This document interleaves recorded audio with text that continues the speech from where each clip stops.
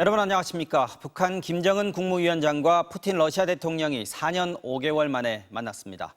러시아 보스토치니 우주기지에서 머리를 맞댄 두 정상은 군사 분야 협력을 비롯해 한반도 정세 등의 의제를 놓고 회담을 이어갔습니다. 김 위원장은 러시아를 도와 서방 제국주의에 맞서 싸우겠다고 강조했고, 푸틴 대통령도 북한의 인공위성 개발에 적극 협력할 것이라고 말했습니다. 먼저 차현진 기자입니다. 북한 김정은 국무위원장과 푸틴 러시아 대통령이 손을 맞잡았습니다. 지난 2019년 블라디보스토크에서 만난 지 4년 5개월 만입니다. 하루 전 보스토치니 우주기지에 먼저 도착한 푸틴 대통령. 30여 분 앞서 회담장에 와 직접 김 위원장을 맞이했습니다.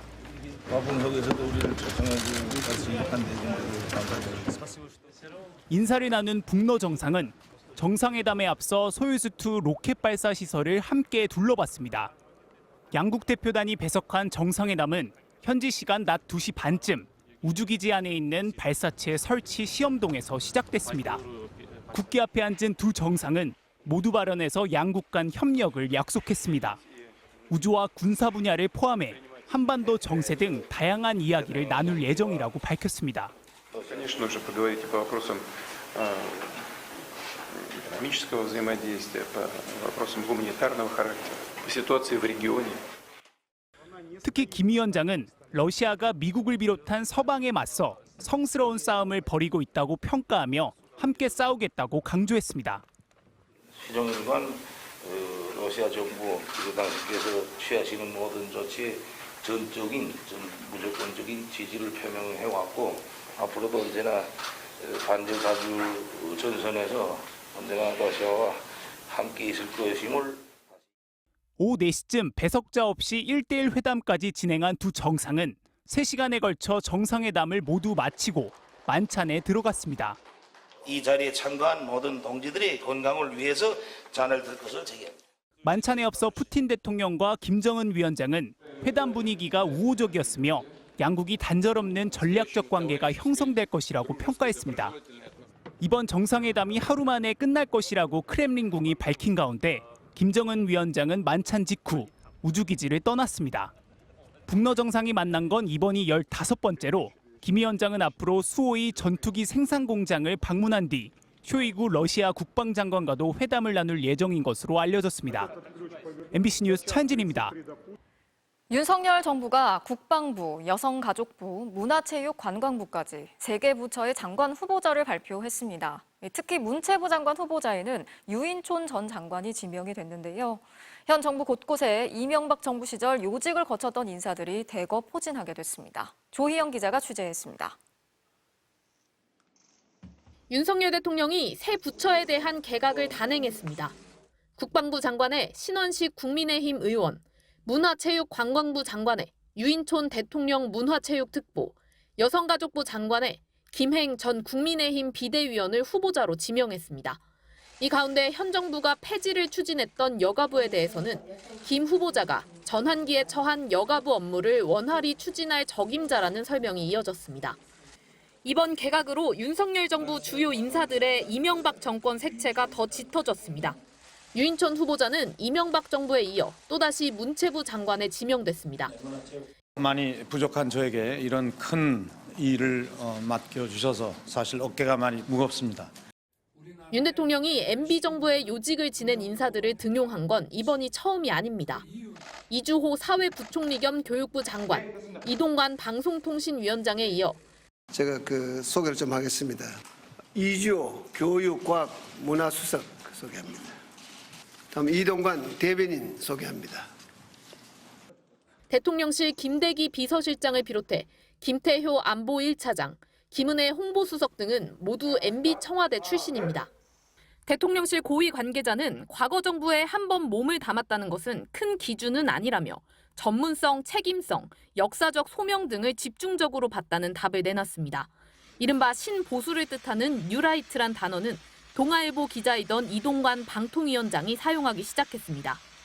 윤 대통령은 최근 자유와 이념 등의 단어를 부쩍 강조하고 있습니다. 윤 대통령은 지난달 국무회의에서 여야의 스펙트럼이 극단적인 상황에서 국무위원들이 논리와 말을 가지고 싸우라고 당부한 것으로 전해졌습니다. 야당은 내각을 쇄신하라고 했더니 더 문제 있는 인사만 끌어모았다고 비판했습니다. 과거로 자꾸 인사를 돌이키느냐. 결국 검증된 분, 그러니까 정권이 원하는 바를 제대로 구현할 수 있는 전사들을 찾으신 게 아닌가 싶고. 그러면서 개각 명단은 민심과의 전쟁을 준비하는 이념 전쟁 내각이라며 험난한 인사청문회를 예고했습니다. MBC 뉴스 조희영입니다. 국민의힘이 김만배 씨의 녹취를 인용 보도했던 언론사 기자들에 이어서 관련 내용을 다뤘던 시사 라디오 진행자들까지 고발하기로 했습니다. 허위 사실을 유포해서 윤석열 당시 대선 후보의 명예를 훼손했다는 주장인데요. 야당은 누넷카시 같은 언론을 퇴출하려는 의도라면서 대장동 특검으로 진실을 밝히자고 비판했습니다. 조희원 기자가 취재했습니다. 국민의힘이 뉴스타파의 김만배 녹취 보도를 방송에서 언급한 시사라디오 진행자 3명을 내일 서울경찰청에 고발하겠다고 예고했습니다. 김어준, 주진우, 최경영 이들 3사람은 공공재인 라디오 시사 프로그램을 진행하면서 허위 사실을 그대로 방송해서 당 소속 대선 주자의 명예를 크게 훼손했습니다. 지난 7일 김만배 녹취를 인용 보도한 언론사 기자 개인 6명을 고발한 이후 나온 추가 조치입니다. 국민의힘은 이들이 지나치게 자극적인 표현으로 허위 의혹이 있는 녹취를 사실인 것처럼 강하게 오인하게 했다고 주장했습니다. 그러면서 오늘 가장 중요한 기사, 대장동의 인식을 바꿀 수 있다, 대선의 변수라고 하거나 윤석열 당시 후보가 뉴스타파의 반론 요청에는 응하지 않고 유세 현장에서 언론 노조를 비판한 게 속보이는 언행이라고 말한 부분을 문제 삼았습니다. 기자 개인, 라디오 진행자에 이은 3차 추가 고발도 예고했습니다. 내부 고발이 있는 시사 제작 프로그램에 대해 철저히 분석해 법적 조치를 취할 계획임을 밝힙니다. 언론인에 대한 집권 여당의 무더기 고발이 이어지는 상황에 대해 민주당은 눈엣가시 같던 언론인과 방송인들을 방송에서 퇴출하려는 의도라고 비판했습니다. 이렇게 마음에 들지 않는 보도를 옥죄한다면 어떤 언론이 자유롭게 저널리즘을 수행할 수 있겠습니까? 그러면서 대장동 의혹을 야당과 언론을 탄압할 빌미로 여기는 것이 아니라면 특검으로 진실을 밝히자고 맞받았습니다. MBC 뉴스 조희원입니다. 철도 노조의 총파업이 하루 앞으로 다가왔습니다. KTX 등 열차는 물론이고 출퇴근 시간대 수도권 전철 운행도 차질이 예상되고 있는데요.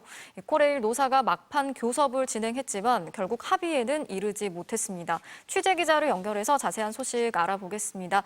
박철현 기자가 나가 있는데요. 자, 박 기자, 결국 노사가 협상에 실패를 했다고요. 지금 현장 상황은 어떻습니까? 네, 철도 노조의 1차 총파업은 이제 12시간 조금 넘게 남았습니다. 이곳 서울역에는 파업을 알리는 안내문이 곳곳에 붙어 있는데요. 철도 노조 파업은 내일 오전 9시부터 나흘 동안 예고된 상태입니다. 서울역에 있는 코레일 서울본부에선 조금 전까지 노사 협상이 있었는데 결국 합의에 실패했습니다.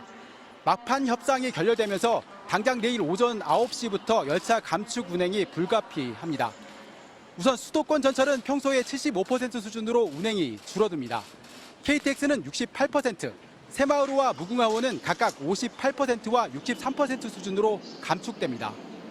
특히 화물열차 운행률은 평시의 27% 수준에 그치면서 물류 운송에 차질이 예상됩니다. 정부와 코레일은 출퇴근 시간대 전철, 장거리 KTX에 우선적으로 인력을 투입해 피해를 최소화하겠다고 밝혔습니다. 코레일은 운행이 중지되는 열차들의 승차권 41만 건에 대해서는 별도의 신청 없이 전액 반환 조치하기로 했습니다. 네, 철도 노조의 파업이 2019년 11월 이후 거의 4년 만이죠. 벌써부터 물류 대란, 또 운송 대란에 대한 우려가 나오고 있는데 이런 상황에서도 철도 노조가 파업을 하는 이유가 뭔가요? 올해 임금 협상, 야간 근무 안전을 위한 4조 2교대 전면 시행 등 노조의 요구사항은 여러 가지입니다. 그중에서도 핵심 쟁점은 수서역과 부산역 구간에도 KTX를 운행하자는 겁니다. 최근 SRT 운행이 줄어든 이 구간에 KTX도 함께 투입하자는 게 철도 노조의 주장이고요. 분리 운영 체계를 유지해야 한다면서 안 된다는 게 국토부 입장입니다. 철도 노조는 이런 정부 정책은 결국 철도 쪼개기를 통한 민영화 수순이라고 주장하고 있습니다. 국토부는 현 정부에서 철도 민영화는 전혀 검토한 바 없다면서도 수서행 KTX 등 정부 정책은 파업의 명분이 될 수 없다며 이번 파업을 불법으로 규정했습니다. 철도노조는 정부가 대화에 나서지 않는다면 1차 총파업 이후 추가 파업에도 나설 수 있다고 경고했습니다. 지금까지 서울역에서 MBC 뉴스 박찬현입니다.